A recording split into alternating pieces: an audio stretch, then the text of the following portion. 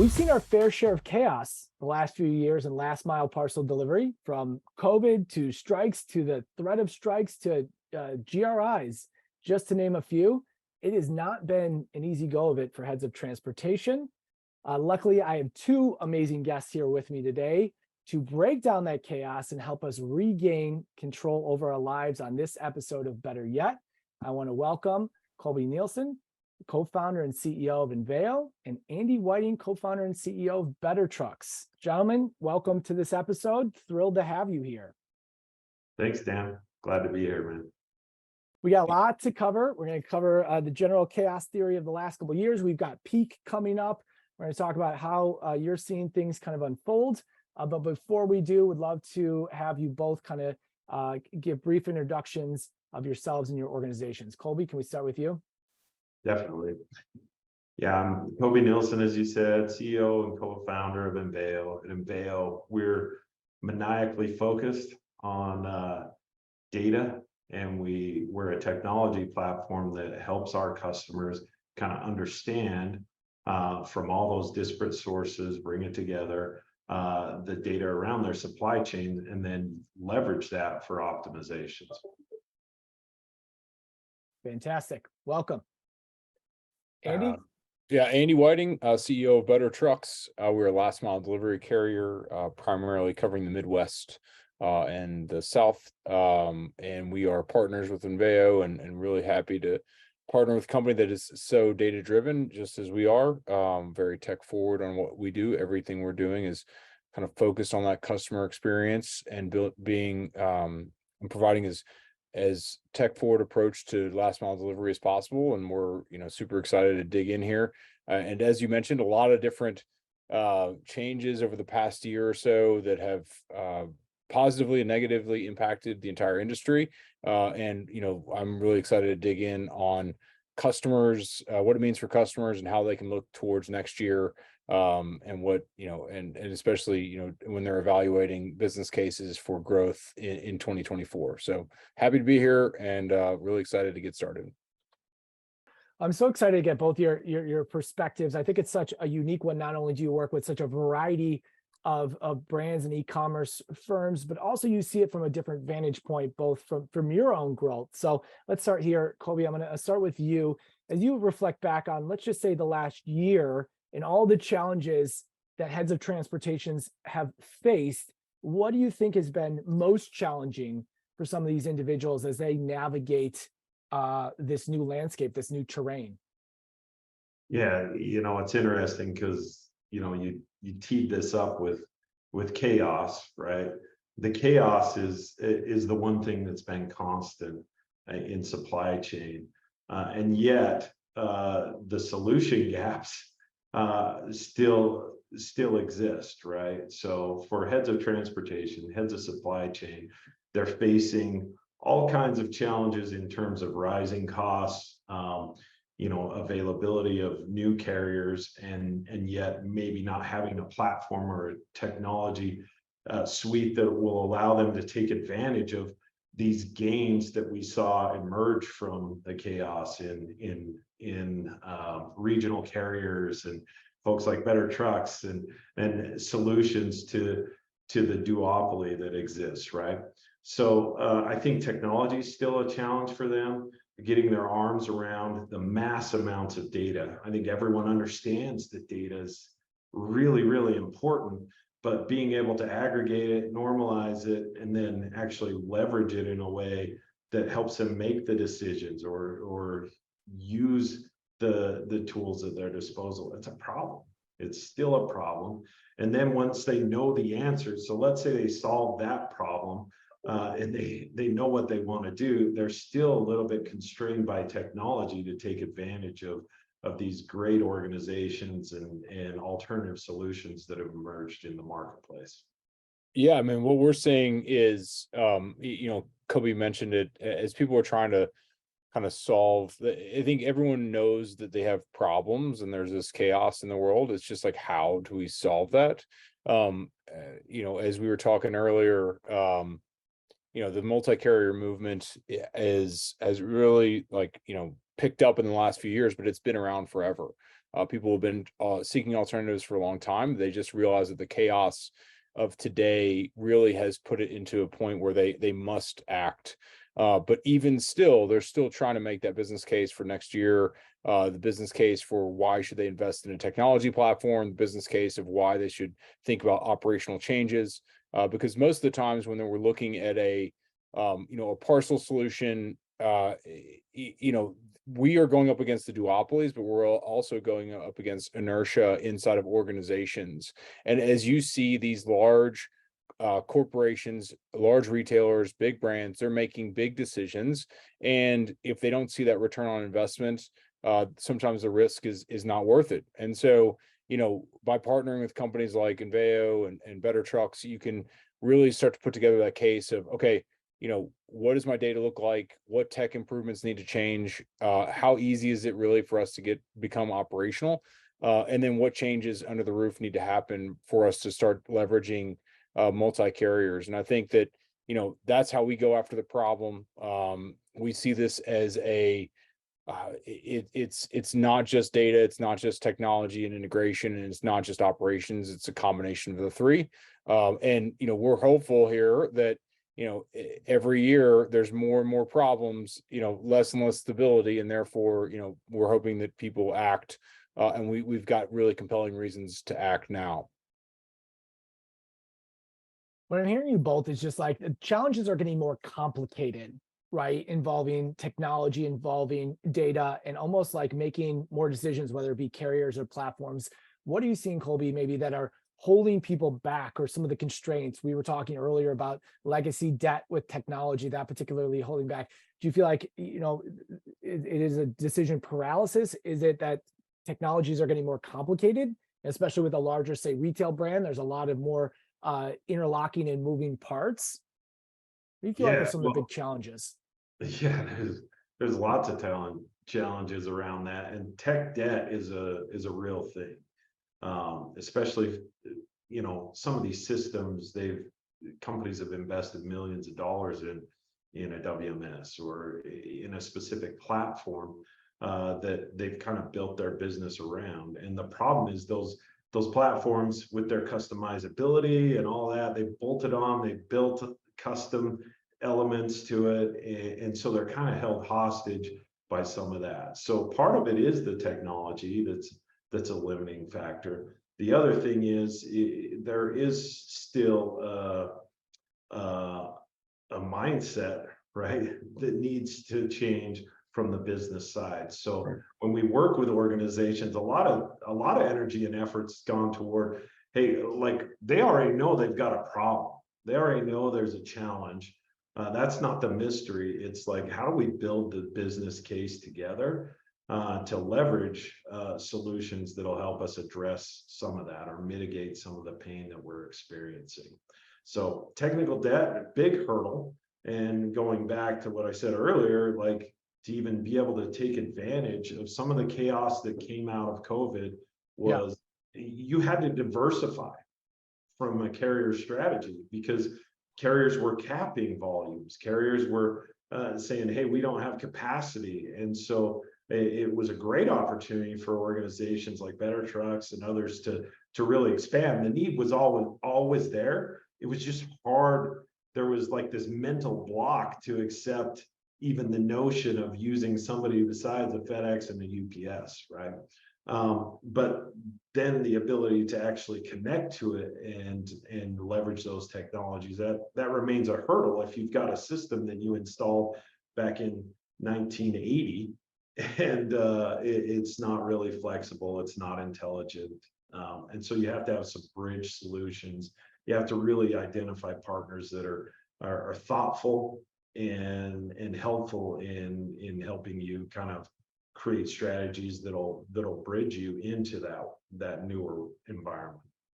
Yeah, and one thing that I think is interesting about it, seems like a common strategy between the two organizations is, it's not an all or nothing type of a move, right? While they're evaluating how to best leverage a product or a product suite like Enveyo. I mean, there's tons of different kind of sub products in your entire suite. and it might be one solution to get started, and exploring the value, and then kind of like eating into the rest of the system over time. And same way with us, from an operational perspective, we don't walk in and talk about, oh, we can take all your volume, because it's not the case, right? Anybody that says that is just is lying. And so, it's let us start with either, a hard problem or something that you're really having a challenge with to solve, demonstrate value, and then grow the account organically. And we've seen that successfully over and over. Our customers continue to grow with us, whether that be, more volume into existing zip codes, or, as we turn on new zip codes and grow into new markets, we see more and more volume from our customers. And I presume it's the same when you guys go in and kind of start and look at, okay, how can I, kind of get in here and solve a specific problem, and then keep solving more and more. Is that the case for you guys? Definitely. I mean, let's talk about the pain, not about the things that are going well.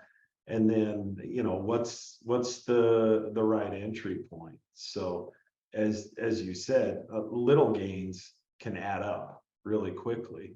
But the other thing is there's a psychological benefit to it for the organization as you're building that business case internally. It's like, hey, we got to win here. Like, Right. what else can we win with? And so you do see a kind of this groundswell of momentum and confidence in instituting changes to the way things were always done. Because that's a scary proposition. Nobody gets fired for doing things the way they were always done, right? Or signing with a provider that's been around for 20 years that everybody's using, right? So it's those risks and those forward thinking moves that become more challenging. Yeah, I mean, like for us, it's like no one gets fired for keeping FedEx, right? They're just gonna say, well, that's just what they do. Yeah, they've been late all this time, but like it's FedEx. What are you gonna do? And so that's what I was talking about with the inertia of, it's how we've always done it. Yeah, we could maybe save some money, or there's increase or decreased transit times, or there's value here, but is it worth the risk? And so, building that case, like I said, is super critical. And then building that trust as a partner, is even more critical. And so it's like, let us win small, and then we can help you win big over time. Yeah. And for us, it's the big ERPs and the stuff of the world, right? Like nobody gets fired for putting it in there, because all the big brands are using it. But really, what we're seeing is this movement towards intelligent automation and tools, and less clunky, less, more agile. Sorry, I should say more agile solutions that don't have the weight of like a big SAP implementation or something like that. So. You take us through maybe like a win that you've seen, as we talked a lot about technical debt or like legacy constraints or even legacy mindsets. What are you seeing is working? Is it, running technologies in parallel, or to your point, getting that smaller quick win? Are there any specifics that come to mind? Because I'm sure a lot of people are sitting in the seat saying, okay, to your point, we know we have these challenges. How do I start to overcome some of these if I'm trying to drive some change within a larger organization? Right. Well, where we really like to start, Dan, is on the data side, because everybody we talk to has a data problem. They all have a data silo. They all, and even if they have BI tools and things like that, that doesn't solve your data problem. BI is the pictures on top of the data. Yeah. So, and it's also not an area where you actually have to rip out hardware generally to do anything with it. You're just assembling information and building a fact base, building a business case that can drive some of those other things that are more oriented toward, hey, I've got to rip something out, or I've got to, tear something up here. But so when you think about our technology stack and our suite of tools, that's where we start, is on the data. And then we have some modeling that allows you to test scenarios. I've identified through assembling the data where there's opportunities. I find the suck, and then I want to test ways to fix it before I actually write those checks. So this is kind of a general progression for our customers. It's like, hey, let's get it together. Let's figure out where we're doing well, where we're not. Then let's test some scenarios to address it. It might be adding a regional carrier in these areas. It might be a better trucks that could help us take this particular slice of volume that's going to drive savings and customer satisfaction because of their delivery times, right? Or it could be something else, right? Expanding distribution or otherwise. Then now you're at the execution level where those are the harder things, right? You have to have an execution platform. We have a TMS for that. And we recognize that ripping that out is really hard to do. So rather than rip it out, what if we could just be the brains for your existing infrastructure?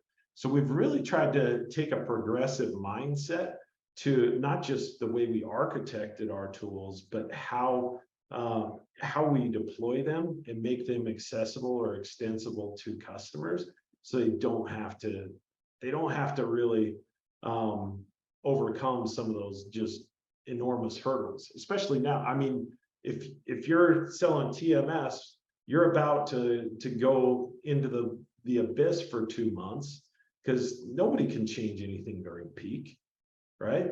And so it's like, well, how do we run something in parallel that doesn't have to disrupt that, as a way to take advantage of the highest volume of the year for an e-commerce company, and use technologies, use a service provider like a Better Trucks or some other regional solution that might make sense for them. Absolutely. Andy, what about that kind of resonates with you? I know you mentioned earlier, it's not a complete shift as far as the volume. It's let's take what makes most sense within the zip codes, start to move that way, start to test some things, right? Yeah, or it's what Coby said about like trying to find out what sucks in the organization, like what's the problem, where's the where are the issues, what are the hard things to do, or maybe better yet, like where's the most value that we can create quickly, and demonstrate that in a way. But as Coby also mentioned, like now is not the time of year where people are making major shifts. So right now people should be thinking about, okay, what are things for next year? What did not work well at the beginning of 2023? What should I be spotting out for the peak of 23, and then into next year? Like, okay, are these things that we can leverage multi-carrier movement to handle? I think that the business case, working with customers to identify those things, you got to, I mean, it's sometimes a political battle for people inside their organization, identifying these small wins that they can build momentum behind is valuable. And then, again, we cover about 21 metros right now. And we have relationships with a few other carriers where we can provide larger coverage than that. But ultimately, there's probably some low-hanging fruit that we can help you with in those areas that we would start with. So that's what I would recommend as customers seek alternatives. It's either going to be a price savings, improved transit time, or improvement in their service level that they're seeking, or possibly some combination of all three. And we can help you with all of those. So I would just say, like, try to carve off a manageable chunk, and that would be where I'd start. Awesome. Coby, you mentioned data. It's probably not a topic in our space that's more talked about. People are probably sick of seeing it as a headline, and yet I have to venture there's probably no greater opportunities still than that piece of it, and that will continue to be probably the situation for the foreseeable future. So where's the gap, or where's the challenge between, it's not for lack of talking or technology, but I'm guessing we have not, as an industry, made nearly the progress that you probably think that we're capable of. Is that fair? Yeah, I think that's very fair, and it is talked at ad nauseum, right? As well as visibility, right? Data and visibility are are very buzzwordy. Now AI and other things too, right? But the problems still exist, and that's why we're still talking about it. And we've seen organizations that kind of rise and fall around solving that use case. But it's something that you have to, data is hard. Data is really hard to manage, to deal with. And so you really have to have your arms around foundational technology that's going to allow you to scale and allow you to take advantage of it, especially these really large organizations. So I think it's still a big problem, and it's a big problem because of a lot of the things we've already talked about, the technical debt, the silos of information. And then one more that I would add there is, historically, supply chain has been technology starved, meaning there's a lot of technology investment on the front end and taking orders for your business, because after all, your business, whether you're a 3PL or whatever, I mean, you're making money off of what? Selling a good or a service. So those systems have had a lot more attention and a lot more investment, and you haven't had to, nobody has to build a business case to buy an ERP.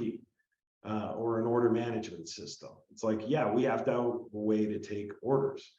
But on the supply chain side, for whatever reason, it's been historically treated as, hey, this is a tax, it's a necessary evil, right? We got to get our orders out.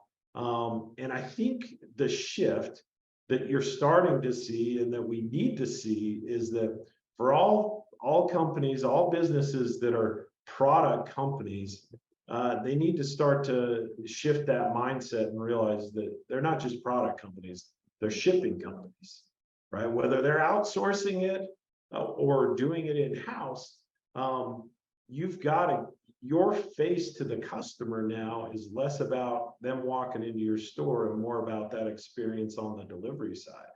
So if it didn't get there in a time frame they expected, not only am I mad at you, or my wife, she's mad at you, but all her friends, she has more influence in, she has more friends than me. So her sphere of influence is greater than mine, but all of them are going to be upset with said company.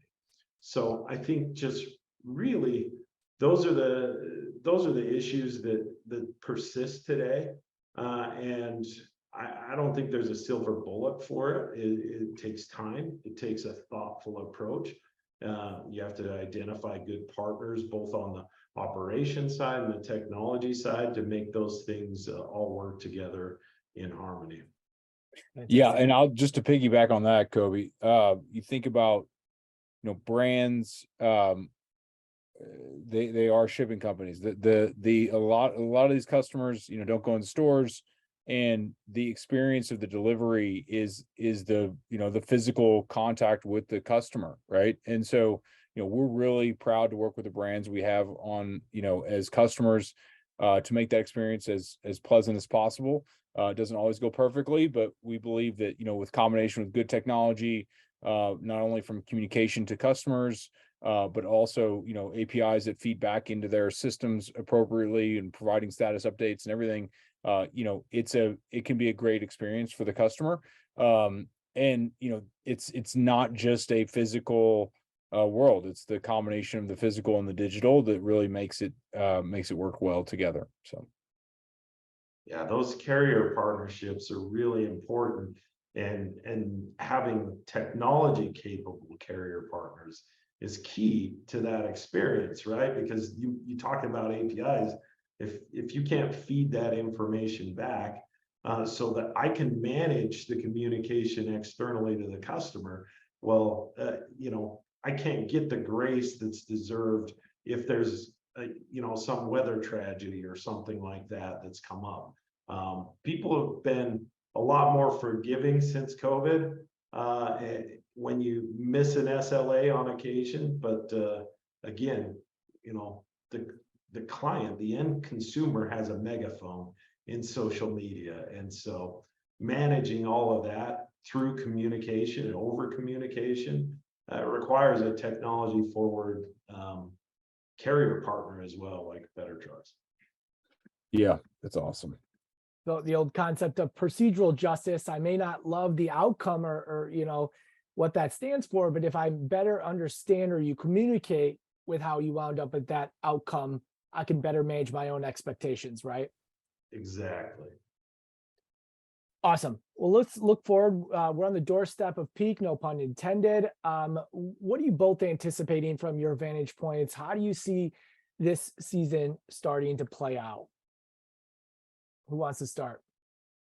I'll take a quick stab at it. Yeah. I think there's been a lot of uncertainty over the past year. There was the labor issues with UPS. There's been LTL bankruptcies with Yellow. So capacity is kind of it's a kind of a question mark this year, right? So the word on the street is that a lot of the volume that UPS lost during the potential lead up to the strike, went a third across the FedEx, USPS, and regional carriers. Historically, in the past, it has just gone kind of flipped over to FedEx during that time.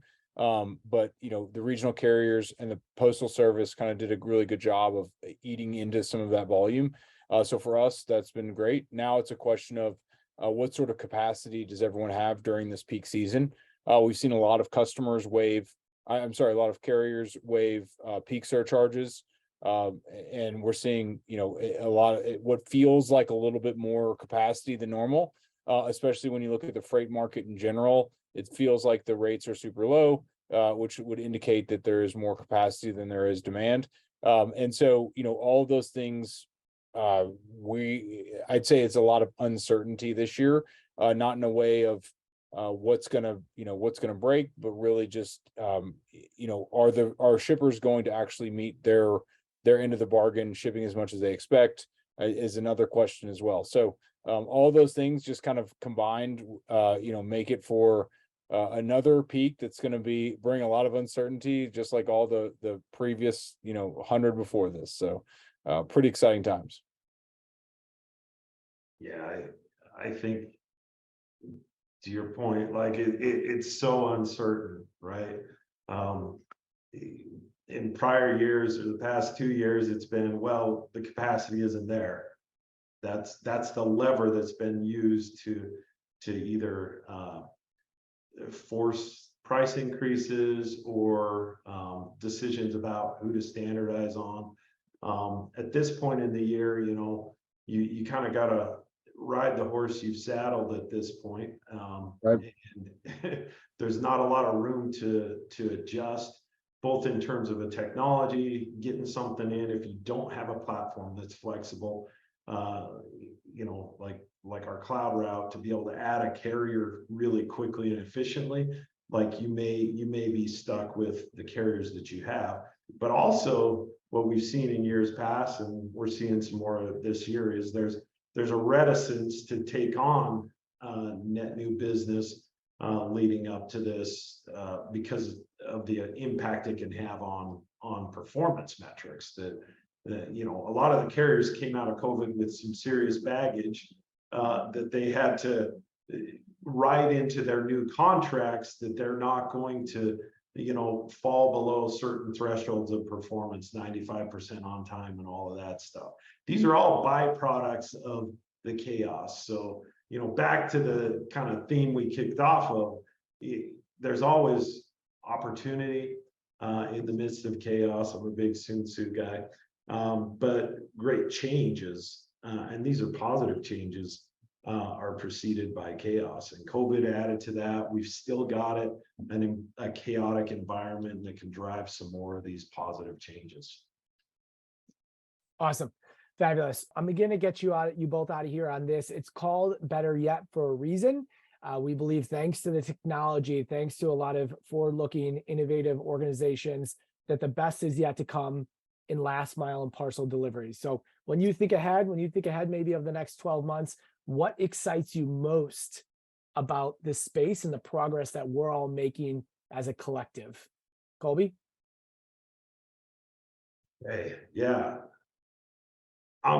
we've been doing this now for 13 years. And what's exciting for me is, in the early stages of an organization, we had to convince people that this was a problem. The data was a problem. The technology was a problem, especially on the supply chain side. So it was very much, hey, you pushing you into this this notion that, hey, I actually have a problem.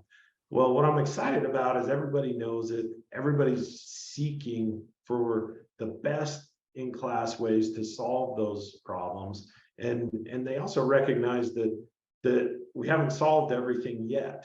And so they're looking for organizations that are thoughtful, that are capable, and have a partnering mindset to be able to address the problems that they're seeing. And that's kind of our philosophy's been since the beginning.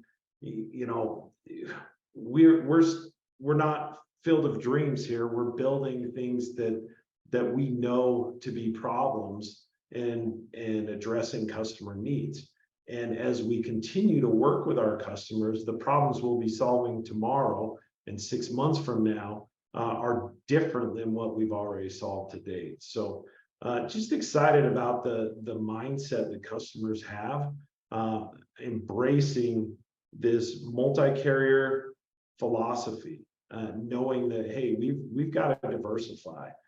We've got to have more agile technologies at our disposal in order to adapt more quickly to whatever the chaos in this market brings us. And that's exciting. Those new problems, those new challenges, I think those things are really exciting, and we're seeing the market really embrace this direction. Amazing. Yeah, and I'll say, we haven't been at it as long as Coby has, but this year, is the year of the multi-carrier movement. It has been for many years, but we just believe that further and further every year, our customers are seeing the need for it. And this is it's just all signs are pointing to more and more customers taking that seriously. There's more and more technology in the market, especially companies like Enveyo that have solutions that make it easier for them. And companies like us that also make it the experience extremely similar to that of a UPS or FedEx. So it's not a big departure from them. And again, that's one of our philosophies is our service offering is as similar to a large national carrier as possible. And it gets us, it helps us onboard many new customers.